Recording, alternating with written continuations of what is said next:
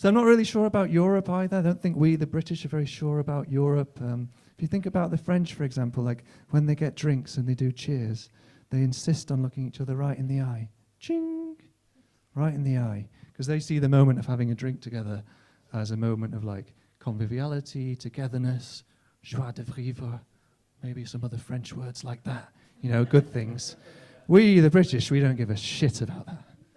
We watch the drink. Oh, we watch the drink. We go, careful, no spillage, no spillage. Quite expensive in here. So and then, ching, and we go, come to mama, red wine, all mine. Vodka, vodka, whatever rhymes with vodka. Yeah, so I think that's why we're heading for a no-deal Brexit. And I like a bit of history, so I looked back to see if there'd ever been a no-deal Brexit before, and it turned out there had. Back in 1534, just after 3:30. Not a joke, just being accurate about the details.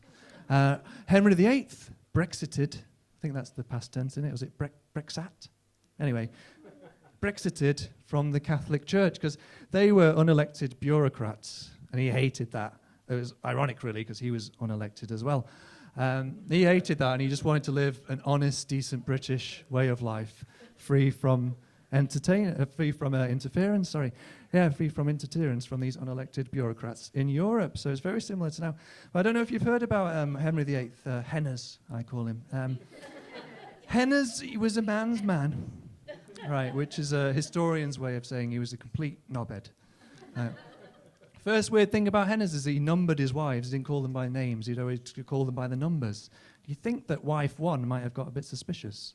So, come here, wife one. Why have I been numbered? This implies a sequence. What have you got planned? But no, she didn't ask questions until it was too late. And the other bad thing about Henners is that he would tell people that the beheadings were consensual. It's very difficult to disprove afterwards, isn't it? Like, well, we better ask the victim about that.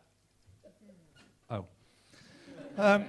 So that's what we've got to look forward to, I think, ladies and gentlemen. More divorce, more beheadings, but at least, like Henners, we'll be able to trade freely around the world and negotiate the best prices for breeches and cummerbunds.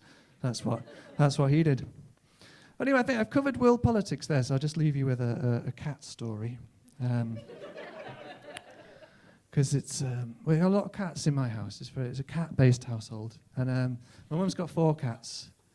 One's nice, one's quite managerial, one's an inherently chaotic being whose soul will never know peace. And the other one's a bit of a bellend. But we did have this one cat. And I think he was straight, but you know how it is with pet sexuality? They say, don't ask, don't tell. So. Anyway, he seemed to have a few girlfriends in the neighborhood, but then he started flirting with the male cats, and there were these very, very macho male cats in the neighborhood. They got really angry with him, beat him up. He never recovered from his injuries. So I guess you could say by curiosity killed the cat.